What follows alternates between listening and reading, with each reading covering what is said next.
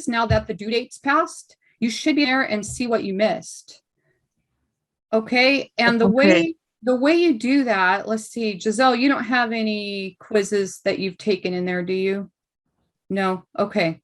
Do me a favor, Giselle, not now, but by the next class, could you go in and just try a quiz? Just do like 3 questions or something so that we can show Maggie how she can go in and look at her answers after the quiz. That would be awesome. But Maggie, basically you go in there to the grades, and if you click on that quiz, I think there'll be a little button that pops up that says reports. Sandra, do you happen to have one from the 102 class that you could share your screen on? I may have one. Okay, I don't mean to put you on the spot, but if you want to go see in your 102 class, if there's a quiz that you've taken, if you could share your screen, if you know how to do that, and show Margarita how she could look up and see what she missed. That is in my 102 class. It's the same type of a homework package. So she's going to try sharing. Go ahead, Sandra, you speak while you go ahead and show them. Yeah, so would you like me to show the quiz maybe? Yeah, go ahead and show one of the quizzes you've taken and show them how you can see what you missed. Okay.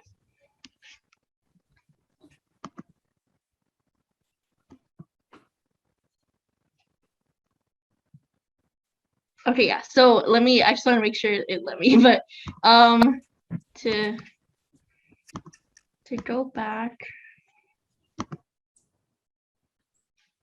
So basically what you do is you go to your connect section and then you click on, I'm going to click on my chapter 14 quiz, and you click on see report. Yes, see report. And then it'll give you the assignments that you've submitted. And I believe because the chapter 14 quiz date has passed, yep, you click on view attempt 1. And then it'll give you, I got 100% on this, so it won't give me any incorrections, but usually if you like just go through your questions, it should have like a little X right here where the checks are at, and it should show you what you missed and all that stuff. And I think it gives you, it says show correct answers here. Perfect. So it'll give you that as well. And it'll give you an explanation if that helps. Yes, that was a big help. So Margarita, were you able to see how she did that? Yes? Yes. Okay. So I'm glad you asked that question, because there's lots of other people that are wondering, how do I know what I missed? One of the great things you guys should be doing, which is what Margarita is doing, before you take the test, the exam that we have coming up, is going through the missed quiz questions and see why you missed it. And if you don't know why you missed it, that's when you want to connect with Sandra or Giselle or myself to help you figure out where that weakness is so we can remedy it prior to the test. That's a really good question. Anybody else have anything that came up over the weekend? Okay, I'm going to share my screen. And I'm going to go back to our schedule, because today we are finishing up chapter 3, which is probably our most difficult chapter thus far. Remember, we're creating these foundational building blocks. Chapter 2 was laying the foundation. We learned about the 5 major types of accounts, how they fit under this accounting equation. And then in chapter 3, we started the topic of debits and credits. You can't get good at that by watching me or Giselle or Sandra or anybody else do it. You actually have to jump in, get your hands dirty, and do it yourself. So I hope that this weekend you practice chapter 3 a bit so that you could come in today and ask any questions. Okay, then back to this handout that we were looking at last time. We know that a T account gets its name because it's a big T. And we learned that debit just means left and credit just means right. And we learned 5 rules for the accounts. And I gave you guys a set of handouts that look like this. And we said that on the left-hand side of the equation, the visual cue was plus minus, which means assets are increased with debits and decreased with credits. And then we learned that anything on the other side of that equal sign is the opposite, minus plus, minus plus, minus plus, until we got to these expenses. And because expenses was the oddball out here, and because expenses were the only thing deducted out of the equation, the expenses follow the rule for assets, which is plus minus.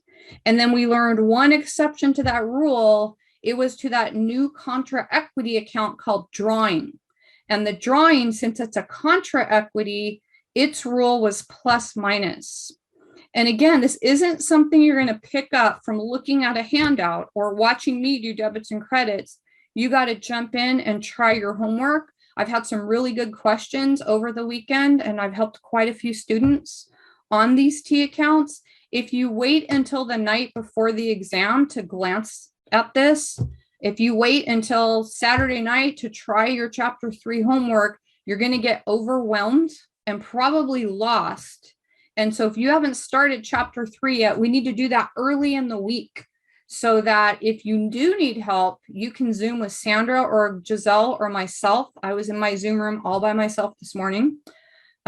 We want you to be able to have enough time to get help, especially with the holiday weekend. People view it as, the last day of summer. There's a lot of partying going on, which is okay. Nothing wrong with a party, just not the night before you get ready to take a test, right? We don't want you doing that the night before you take a test.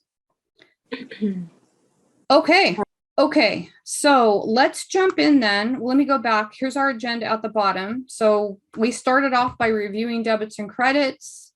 We spent some time recording transactions. Today, we're going to foot some T accounts and balance them out. We'll practice the trial balance. The trial balance is a prelude, which means it comes first to the 3 financial statements. And the trial balance is that document that proves that the equality of the debits and credits are there. We're going to do one of those today. And the financial statements, I guarantee you there will be a 10-point test question on creating a set of financial statements. So this is something you learned in chapter 2 that's coming back again in chapter 3, hence that foundational learning, that sequential learning step. And of course, we're going to practice more. So let's jump in, get our hands dirty, and pull up the Excel files for today. You should get into the habit of downloading these before class begins. So on my screen, everything's in the modules link. I have a set of T accounts for exercise 3-5. And what we're going to do is we're going to foot these T accounts. So before we even do that, once you guys have practiced recording debits and credits, you should be able to look at a set of T accounts and work backwards. Okay, what does that mean? It means that, for example, if you locate the matching letter A's, let's say, for example, on this exercise, which is the first tab, exercise 3.5, and I'm looking at these T accounts, and I see that for transaction A, there was a debit to cash and a credit to capital. Working backwards means you should be able to tell me what happened on transaction A. And because I've worked forwards, I should be able to work backwards. What happened on transaction A is the owner invested $95,000 of cash into the business. Okay, you should be able to check yourself that way. Another example, let's just pull B up and let's see what happened with letter B. Find the B's. Okay, well, here's a debit to supplies. Let's see, where is the credit? Here it is, a credit to cash. So when we match those B's up, what must have happened? The company bought supplies for cash, $23,000. So learn to work backwards and forwards, either way. But what this question's after, we'll read it together, says the following T accounts show transactions that were recorded by Residential Relocators, a firm that specializes in local housing rentals, Airbnb, basically. The entries for the first transaction are labeled with letter A, for the second, B, and so on. Here's what they want you to do. Determine the balance of each account. Okay, in other words, foot the T accounts. So the transactions have been recorded. The way we foot these, and you guys will have a question like this on the test where it gives you in multiple choice format, it gives you a T account, let's say cash, because that's the busiest one, and it asks you to foot them. So you draw a line across the bottom. I showed you this during the end of the last class. And then you foot both sides. So if you get your calculator out, I got my calculator out. On the debit side, I have 95,000 plus 15,000 plus 1,500. I have on that side 111,500. And then on the credits, I'm going to foot those 4 credits, 23,000 plus 350 plus 5,500 plus 2,500. I got 31,350 over here. Most importantly, though, is you take the difference between the two and you write the total on the side that has the larger amount. Okay, remember that cash is an asset. Assets look like this. I expect all assets to have a normal debit balance. So here's a test question. What does it mean to have a normal balance? It's the side that receives the plus. And when I take the difference between those two, somebody check me, I got a balance of 80,150. 80,150. That is the balance. Many times you write it in red pencil so it sticks out. And usually you'll see 2 underlines drawn so that whoever's using this can tell that that is the final balance. So the first thing they want us to do is to determine the balance of each account. Cash has 80,150 in it. Like all assets, it should have a debit balance. So let me stop, see if you have any questions about that cash T account. And the rest of these, I think we can foot these just by sight. In other words, most of the rest of these balances are going to be pretty straightforward. So accounts receivable. Okay, I can see that the balance in accounts receivable would be the difference between the two. I'll write in the 3,500 and I would write in balance. Okay, the author kind of put these in a funky order. Let's see. I guess they cleaned it up a little bit this year. So they have all the assets first, which they should, then the liabilities, then the equity accounts, then the revenues, then the expenses. I was right before class started, I was emailing with a student and they had a trial balance and the debits equaled the credits, but it was a jumbled mess. Okay, you can't just put these in any order you feel like it on the trial balance. You have to put them in the accounting equation order, what your book refers to as the chart of account order.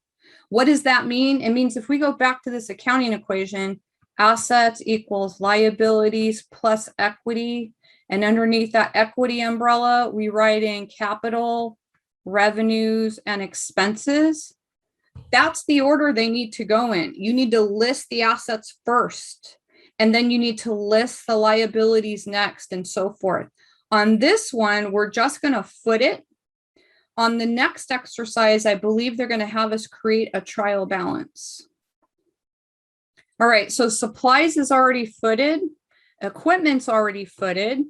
Accounts payable, it's already footed. Let me go back up. Capital's done. Drawing's done. Fees revenue needs a footing. Looks like they earned 20,000. And then salaries expense is already footed for us. Telephone expense is already footed for us. So that first one that says determine the balance of each account.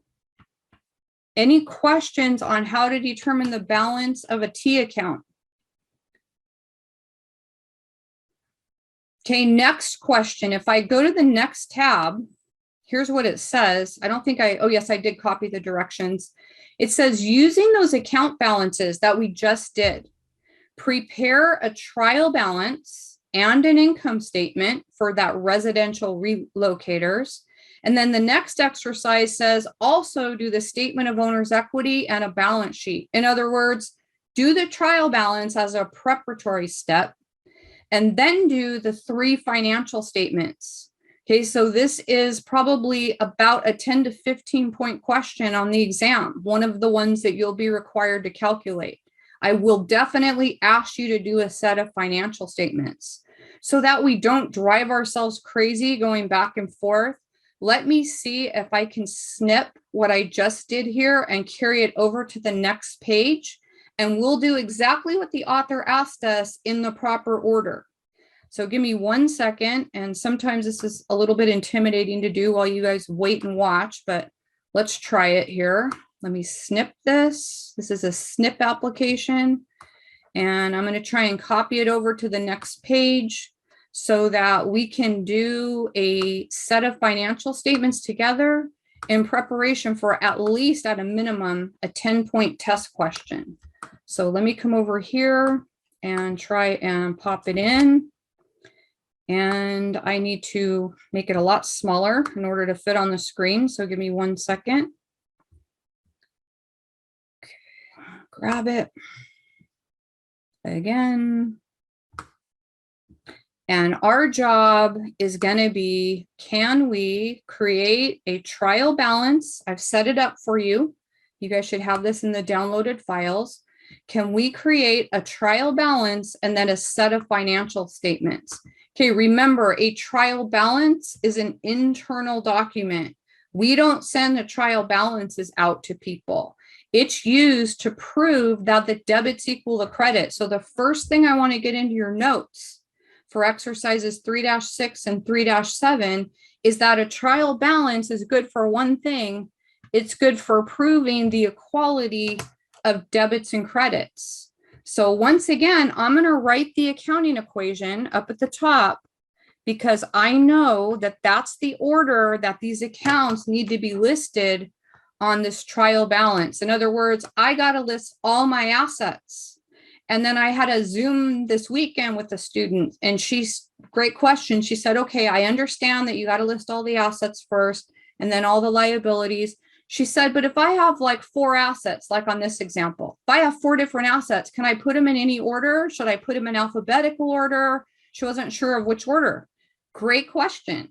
You list them in the order of liquidity. I hope that's a word that's in your vocabulary. If not, I'm going to describe it to you.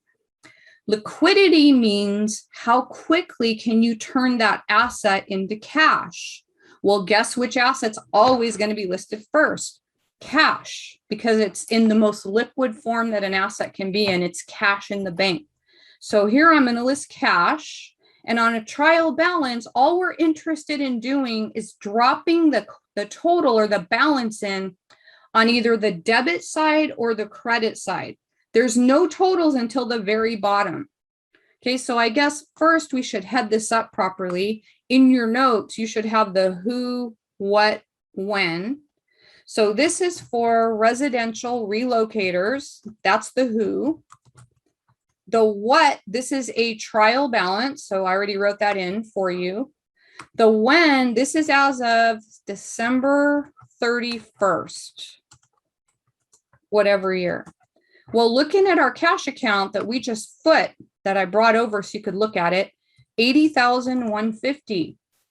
So all we're going to do is we're going to go through these T accounts. We're going to drop the account name in over here. They're all going to be lined up against the left. And we're going to put the balance in either the debit or the credit column. And what should happen when we're done is the two have to equal. If they don't equal, we messed up someplace. So I have cash. So when I'm done, I always just cross it out so my eyes aren't bothered by it anymore. I have cash. Next comes accounts receivable. Okay, that's right after cash because I could liquidate those at the bank really quick. It's called factoring. I don't expect you to know what that is, but I could sell those really quick. The next one is supplies. And then the last asset is equipment. Let's drop them in. These are all assets. They should all have debit balances. Supplies are the things in our supply cabinet that haven't been used up. And equipment is listed last on the assets because sometimes equipment like cars and forklifts and pieces of machinery, sometimes there's title issues. If I wanted to sell my car, I have to make sure I have a clear title. They're not as liquid as, let's say, accounts receivable that I can sell at the bank or supplies that I can take back if I need to. So we've used these first 4 accounts. Let me stop, see if you guys have any questions. Okay, I'm going to keep going. I got my assets down. Next in my equation, I'm going to kind of cross these off as I use them up, is liabilities. I have one liability account. It's called accounts payable. You notice I'm moving over to the credit column. That's because all liabilities have credit balances. 40,000. I'm not totaling anything up until the very bottom. I'm done with accounts payable. Okay, next would be the 2 equity accounts. Here they are. Scott put in 95,000 to start the company, and he took out 2,500 to live on. So I'm going to come over here and type those accounts in. We have Scott Hamilton, I think that's a skater's name, capital, and Scott Hamilton drawing.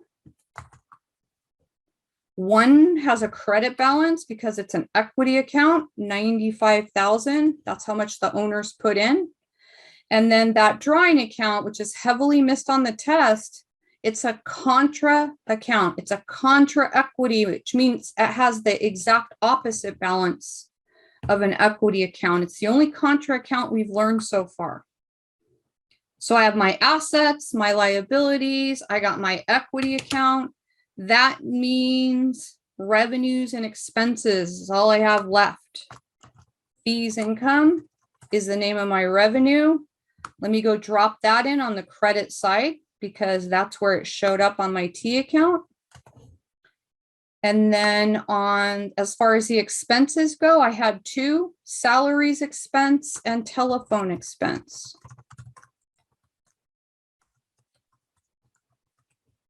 They're both debits. All expenses will have debit balances always. 5,500 and 350. Let me give you guys a second to catch up. So what have I done? I've created this internal document called a trial balance, whose sole purpose is to show me whether the debits equal the credits.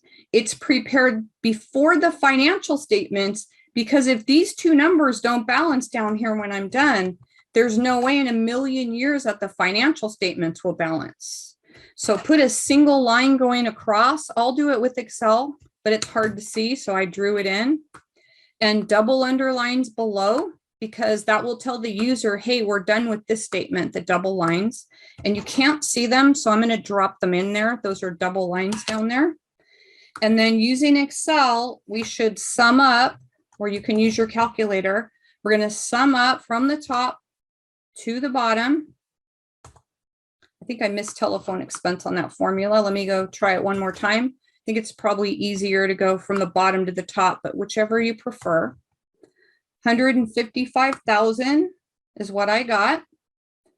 And hopefully when I come to the other side of the equation and I sum up the credits, I'll get the same amount. 155,000. I've just proven that with all those postings, with all those transactions going every which way on those T accounts, I've just proved that the sum of my debits equal the sum of my credits. And if you recall from chapter 1 or 2, I can't remember which chapter it was in, we call this double entry accounting. I just created a test question on double entry accounting. It means that every transaction at a minimum affects at least 2 accounts, and that the sum of the debits have to equal the sum of the credits all the time. That's a trial balance. Questions? Yes. Can you repeat why we say it's contra account or something? Yes. So the drawing account over here, this one, I'll circle it. It's called, let me write it down because that might be a new phrase for you, contra equity. So what that contra means is contrary to. And what contrary to means is the opposite. So it's a contra equity. That means that it has the opposite effect as normal equity accounts. In other words, the one above it is a regular equity account. So it is minus plus, but because this is a contra equity, it pulls down that equity umbrella. It's backwards. It is plus minus. It's the only contra account that we've learned so far. I think that was Margarita's voice. That's a good question. Thank you. You're welcome. Any other questions on that trial balance? Okay, part of the account, go ahead. Did I hear a question? Yeah. So it's like you were saying at the beginning, I believe, like assets are going to be listed at the top, and then liabilities and then equity. Yep. And then because equity, remember, holds that umbrella, under that equity umbrella are the equity accounts, then the revenues, then the expenses. Right. Yes, ma'am. Okay. And then they'll always be in this order? They Usually? will always be assets first, then liabilities, then equity, then revenue, then expenses. Yes, always. Okay. Because I know in other examples, we've had more like auto. Okay. So for example, auto would be an asset. It would be under the asset section. It would be listed up here with these first four. Right. Now, auto repairs expense, which I think we had in the last problem, that would be be with 15 listed and with these 16. expenses. Yeah. Yeah. Okay. Just making Okay. sure I understand that. Good. Here's my second question to you. Accounting is an information system. We need to be able to take this information and send it out to our users. They could be external, they could be internal, in a readable format. Okay, nobody sees our trial balance except for us inside the company.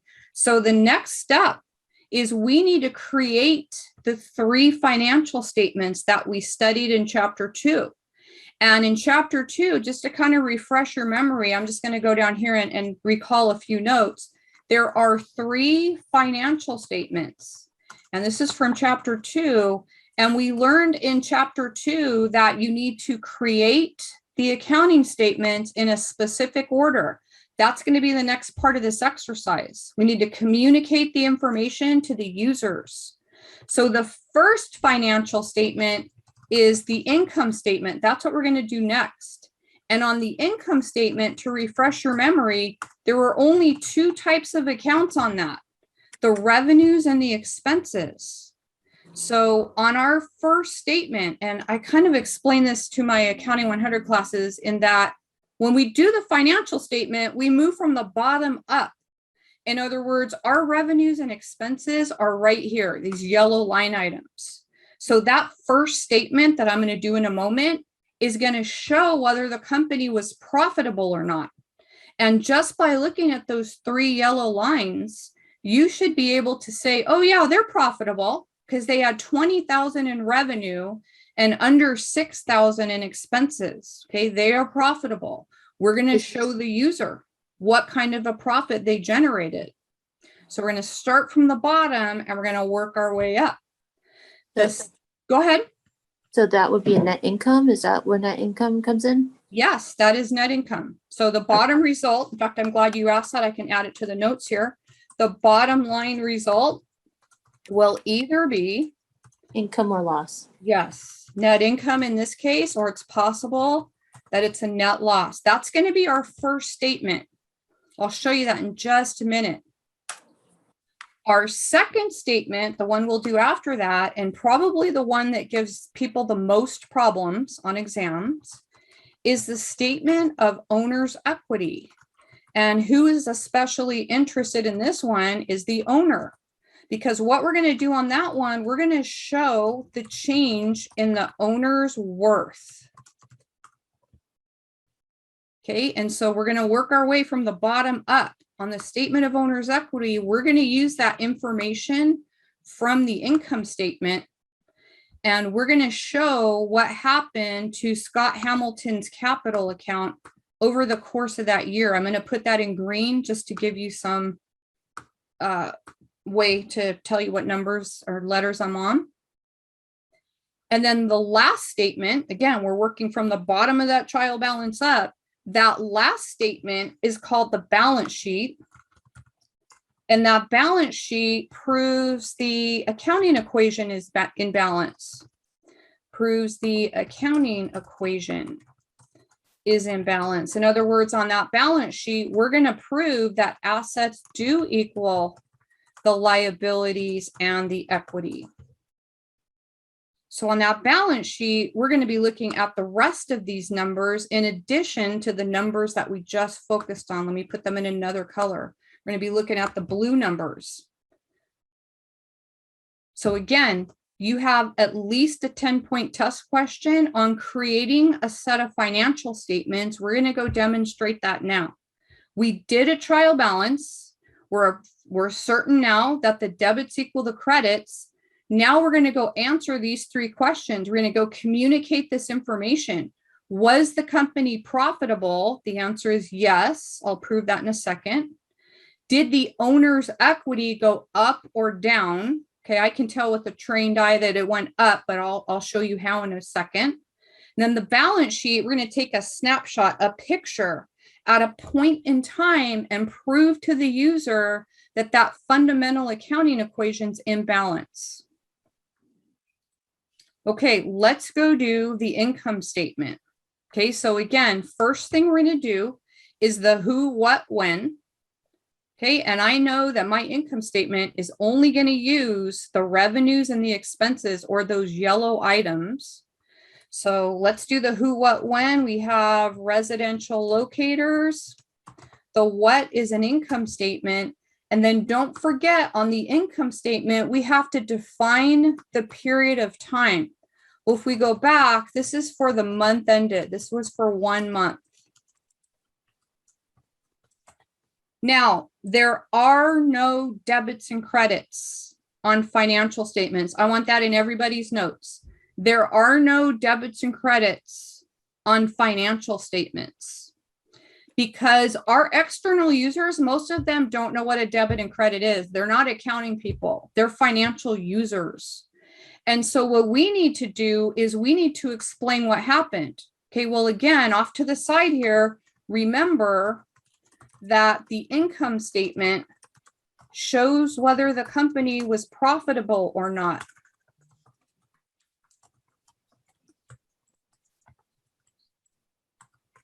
The only thing that's on here is just revenues and expenses itemized.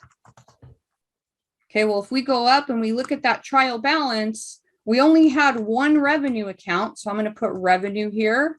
And if I go look at that account name, fees income, no debits and credits. The way we do an income statement, details on the left, totals on the right.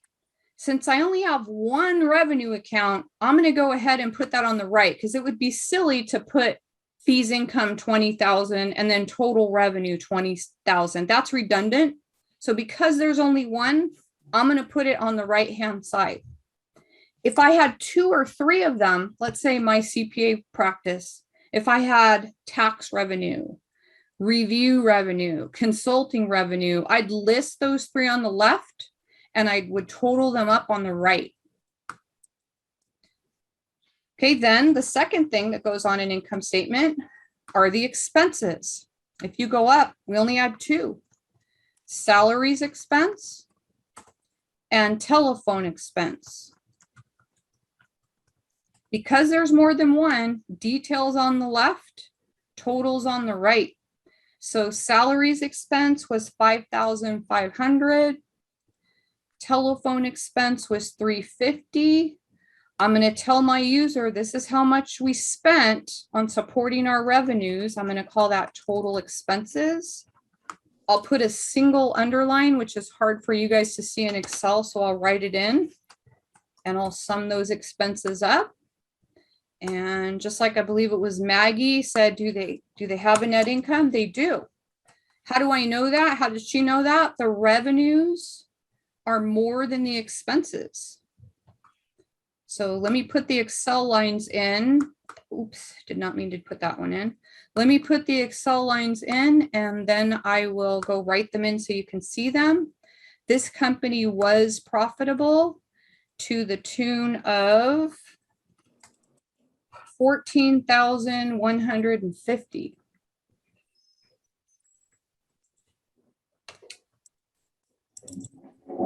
Question, excuse me, questions on that?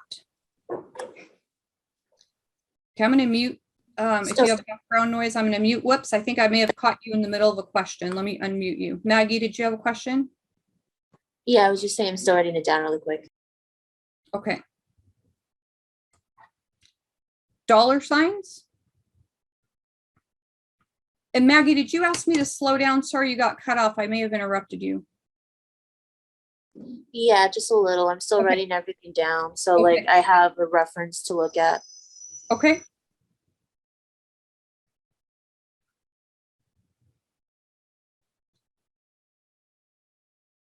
Okay, why did we have to do the income statement first? Because You net use it for the income, next one.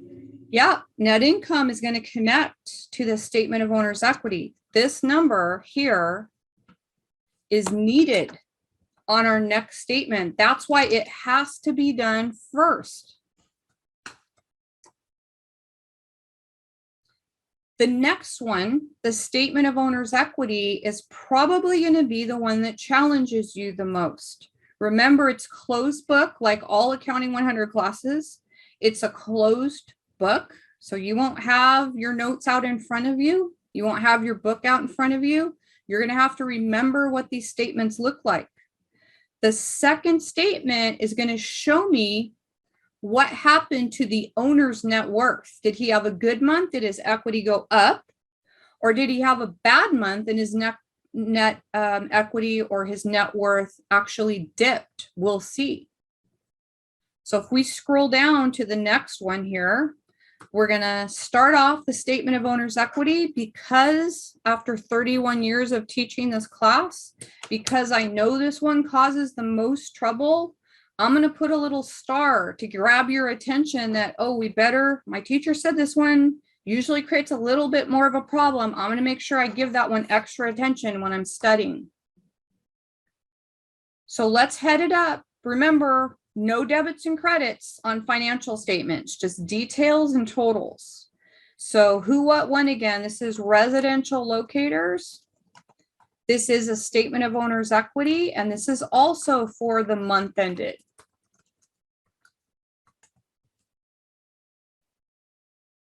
This one I'm going to write out to the side, shows the change in the owner's net worth. Let me go back up and fix. I left the S off. In the owner's net worth. Then I'm going to wait.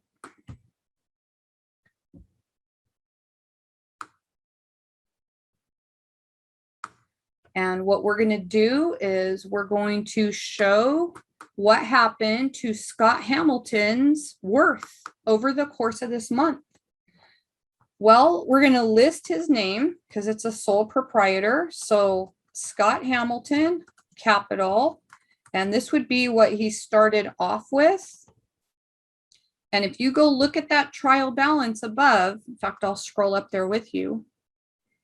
He started off this period with $95,000. That's how much he invested in the company. That's how much his worth was when they started. Okay, this is that equity umbrella that we keep mentioning. One thing pulls the equity up, and that's this profit that he just generated here. We're going to carry that over here. What would pull that net worth down? There's two things. If he would have lost money, that would have pulled him down. And if he took money out to live on, that would have pulled him down. That pulls that equity. That's that contra equity account that Margarita asked me about a little bit ago. Drawing account. Drawing account, yes. So we're going to add in net income for December. Now, I don't think that Connect actually uses the word add. I'm doing that for presentation purposes, and some companies use it, but I don't think Connect did. So here's the profit. That's from the income statement. That's that line item right there. that 14,150. Maybe I'll make that match a little bit more here. 14,150. That was good. Anytime an owner makes money, has a net income, that's going to pull his equity up. What's going to pull it down is the money that he took out to live on. And if we go look at that trial balance, I think I have that one column over. Let me move it. No, I moved it too far.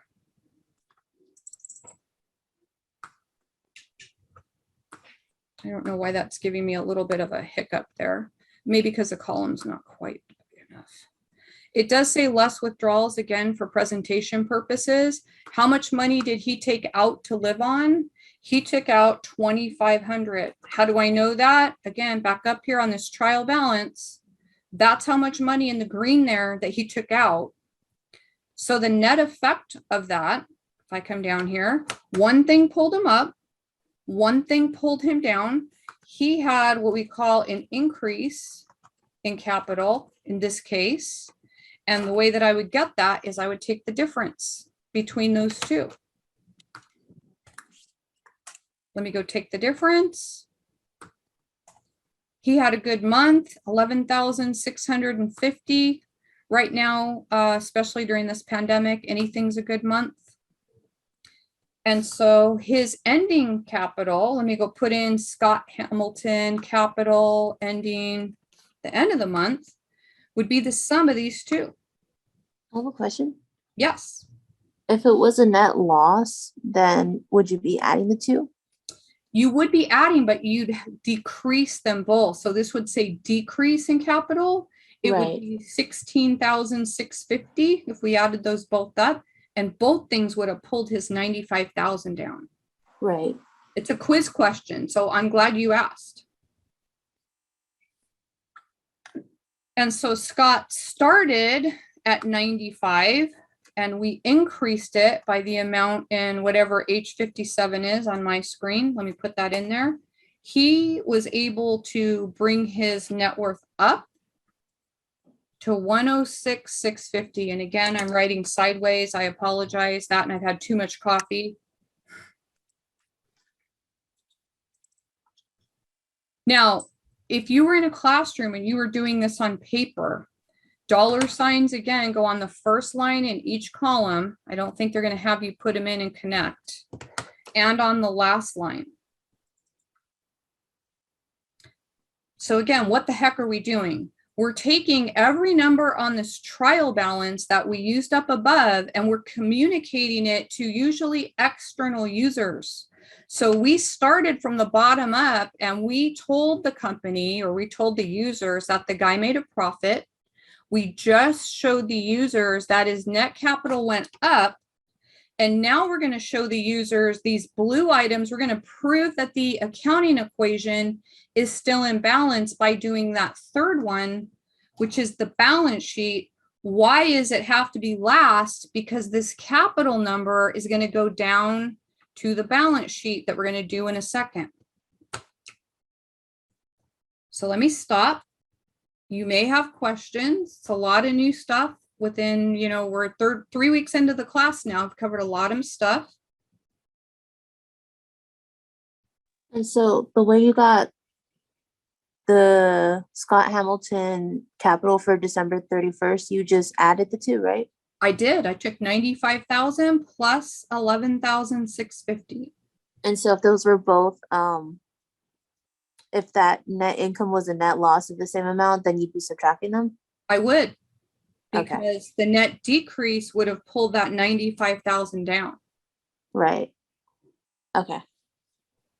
Good question. Anybody else have any questions? You're not sure where a number comes from? You need me to go back and repeat something? Okay, last one. And I think what I'm going to do is snip this again or just copy and paste this so that we don't have to keep going back and forth. I'm going to snip this part, or actually, I think I can just copy and paste. Let's try it. Worst thing that happens is I mess it up. Don't be afraid to try things. So I'm going to hit copy. Then I'm going to come down here just off to the side so I don't have to keep driving you guys crazy by switching up my screen. And I'm going to put paste here. There you go. And these are too small to fit, so I'll just widen them up a little bit. And then let me tell you where this came from. So when you get home, you're not wondering. This is copied from the trial balance above, just so I don't have to keep switching screens on you. The balance sheet is always last. Why? Because this ending capital is going to balance us out right here. So balance sheet is a snapshot. It is the only one. It's like take a picture. That's what I remember in my brain. It's a snapshot at a single point in time, because my cash at the end of today is going to be different from my cash tomorrow because I plan on paying some bills tonight, right? So it's a snapshot at a point in time. And the other difference on the balance sheet is that the heading, the third line, is just the date. So we're still going to start off with the who, what, when, residential locators. But this time on that third line, just the date, just December 31st. To keep Excel from going into a formula mode, hit the space bar before you type in December 31st. That might make life easier. Except it won't center. I'm not worried about you guys being able to center things at this point. Here's what I'm worried about. Do you know what goes on a balance sheet? You're going to show assets is liabilities plus equity, not expenses, because remember, if we look at that trial balance, we've taken care of the revenues and expenses, and we've taken care of the capital change. So all that's left now is that fundamental accounting equation.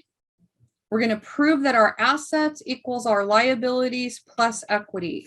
So I'm going to type in assets here. And do you guys remember, it's a quiz or a test question. Do you guys remember the order that we list the assets in? Should I do it highest to lowest? Alphabetically? What is it? It's like the liquidity. I don't know. I forgot. Yeah, liquidity. Exactly, Miguel. In order of liquidity. Liquidity is how quickly can we convert that asset to cash. Okay, no debits and credits. Details on the left, totals on the right. Since I have more than one asset here, I'm going to list the details on the left and I'll total them up on the right. So I put them in blue here so that I wouldn't have to flip back and forth. So here we go. Our assets are cash. Excuse me. And in case I haven't told you yet, I have a mild form of dyslexia, which makes my brain work differently from normal people.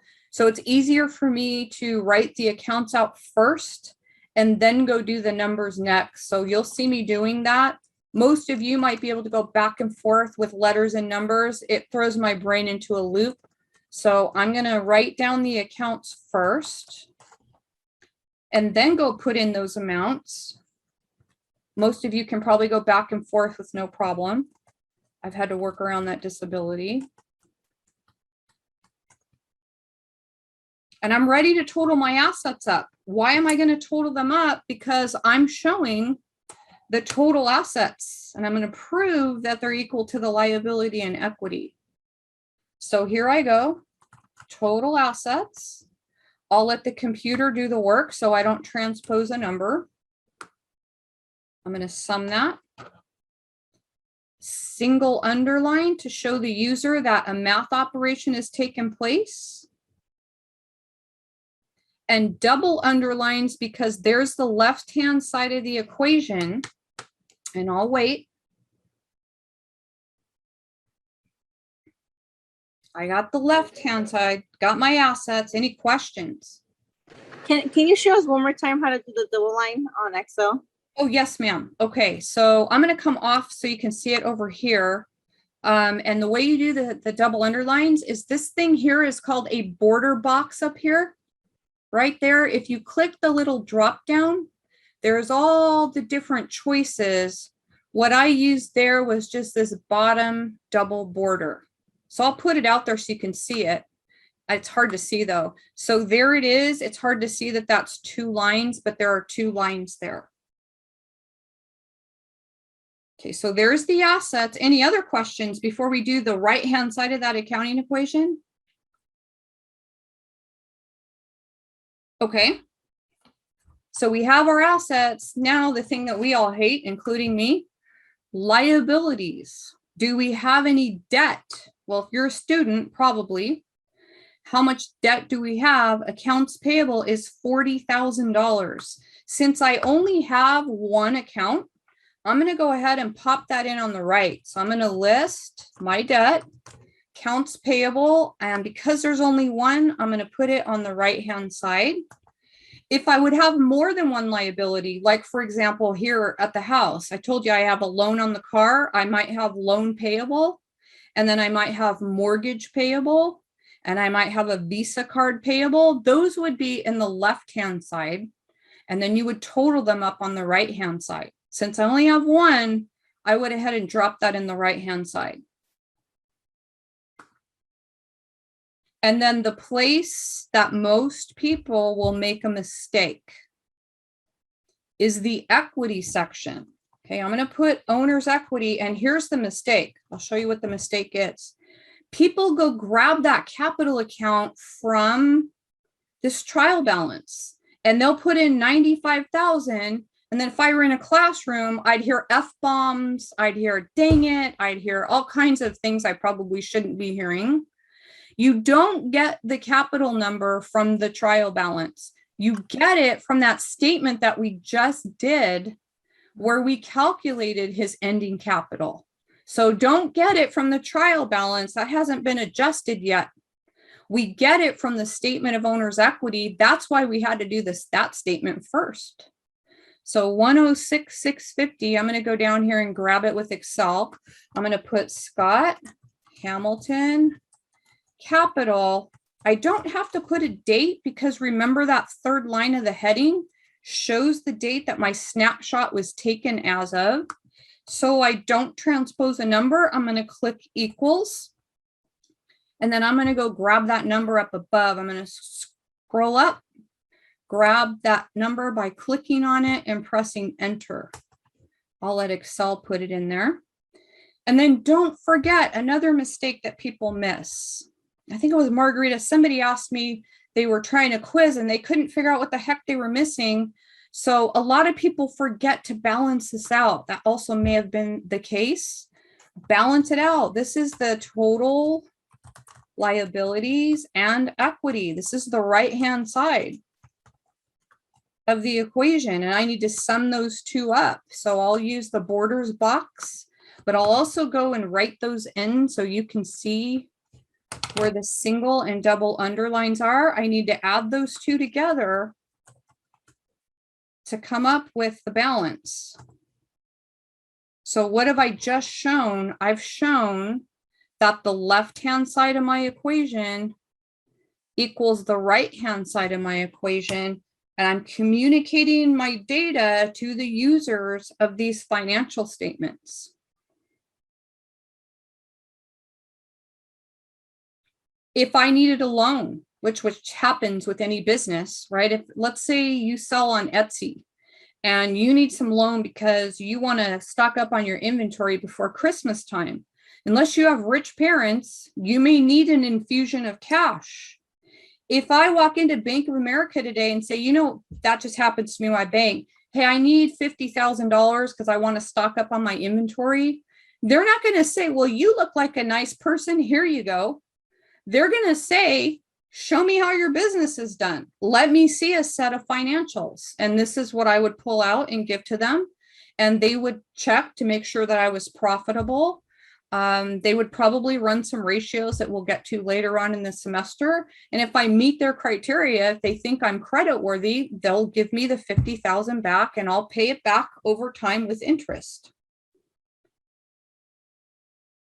This is the language of business. I don't know if you guys remember back to the corny first sentence of the book. Accounting is the language of business. It means that there's all kinds of businesses, Home Depot and Starbucks. I'm thinking of ones near my house. and restaurants. And I took my mom to the Cheesecake Factory this past weekend. Those are all different businesses, but they all have to summarize their operating results in terms of financially what happened to the company. This is what we're talking about. How can you guys benefit from that? When you're out of school and you're in your career job, you will have disposable income. I can invest in the Cheesecake Factory. I can invest in Home Depot. Do I have to have a lot of money? No. Home Depot stock's probably in the $300 range. It might be a lot to a student, but with $100, I could go buy lots of different companies that are out there. Do you have to be a millionaire to invest in the stock market? Absolutely not. When I learned how to invest, I started saving $50 a month. And once I had an emergency savings account saved up, I started, after I made myself knowledgeable about how the stock market works, I can earn a lot more in the stock market than the 0.5% I can earn in a savings account. Knowledge is power. That's why, in the bigger picture, that's why accounting is important. Not because I have to have it to transfer. That's a short-term answer. That's like just looking at the immediate picture. You need to have a knowledge of accounting, so in the longer term, you can learn how to invest your own money. Any questions on that? Any of those three financial statements that you're not quite sure where a number came from or what it's showing? Yes. Can you repeat about the liabilities? If I have a loan, mortgage loan or truck loan, so Yes. we have to put it on the left side? Yes. So the Okay. reason we put this on the right-hand side is because this company only had one debt. But if you were looking at my personal balance sheet, for example, you would see this. You would see something like Toyota loan payable. And I would put them in, let's say these were my two columns. I'd put, here's 4,000, and on my Visa payable, I would have another one here. So I'd put it here, 3,000. And let's say my mortgage payable is 10,000. You would see those on the left, and on the total, you would see on the right-hand side, you'd see my total liabilities, which would be the sum of those three, like that. Does that make sense to you? I'm confused. And in the 70,000, I have to put on the balance sheet on the right side. On the right-hand side, details Oh, on the left. So here's my details of the debt that I have. Totals on the right. Yes. Okay. Good question. Anybody else have a question? Okay, well, our last one, 3-5B, says, and I copied this right before class, it says take the data from 3-4B. That's the problem we worked on last week. In fact, yeah, I don't think there's any way you guys can copy that. I'll probably send you the answer to this one.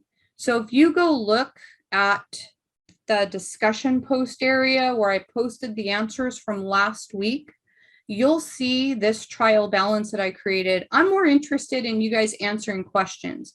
I'll send you the answer. So let me put that out. Give me 1 second. I'm going to send you out the answer to these financial statements. Come down here and write it. But I want to ask you guys some questions while I have you here. So I will send this answer out. I'll post it as soon as either Giselle or Sandra post their files. I'll give you the actual answer. But just looking at what you see on the screen, I want to ask you some questions. And let's see if you are slowly learning how to interpret financial data. And I'm not looking for an exact answer right now, but I'm going to pose this question. And I think I just saw a typo. This should be fees income. My first question to you, was this company profitable? Was this company profitable? What should you be looking at? Here's what a lot of people look at. They look at cash and they say, yeah, they got 96,000 in the bank. That doesn't tell you profitability. What if I borrowed 100,000 yesterday? That doesn't tell you profitability. What tells you profitability is the revenues less the expenses. So if I'm looking at that blue area and somebody says, is the company profitable? I'm like just eyeballing this. I'm glancing at about 35,000 in expenses or so. I know it's less than 50,000. So yes, this company was profitable. By how much? Let's calculate it real quick. I have no idea by how much, but I'm going to calculate it. Here's my revenues. And let me make this bigger so you can see it. Wouldn't you usually look at the statement of owner's equity to say yes or no if it was profitable? You would look at the income statement to see if it was profitable. It would also show that on the statement of owner's equity, but the first statement that we would do would be an income statement. So Right. here's my revenues and here's my expenses. We're just doing this on the fly here. Was that company profitable? The answer is yes. Why? How do I answer that? My revenues Minus expenses. higher than my expenses. Okay, so off the cuff again, we're doing this. This company was profitable, and if I did my math right, I would tell you that they were profitable to the tune of $17,000. Got another question for you. And I don't expect you to be able to answer it like this. This is what we're working towards. What if I asked you this? Did Brian have a good month? If this information is for a month, did Brian Carter have a good month? In other words, did his net worth go up or did it go down? Anybody It want has to? gone up. Okay, how do you know that? Well, with the net income, you look at his capital, and then the withdrawals. Exactly. So the profit was over 17,000 and he took out 8,000 to live on, to feed his family on. The difference is he did go up by about 9,000-ish, right? The statement of owner's equity would tell you exactly how much it went up by. So I think what I'm going to do, Giselle or Sandra, if you guys know how to take a screenshot, great. If not, I can send this out later. But 3-5B, which is the 3-4B problem we did with the financial statements, let me put this over here so you guys can take a snapshot if you can. If not, don't worry about it. Hold on, let me get it up there. Here's the income statement, 17,414. So yes, he was profitable. The statement of owner's equity, let me make this a little bit bigger. So before you take a snapshot, if anybody can post that snapshot, that'd be awesome. Here's his worth. He started with 150,000. He ended with 159. I would call that a good month, right? He increased his net worth by over $9,000. And the balance sheet, that snapshot that shows whether or not the accounting equation is in balance.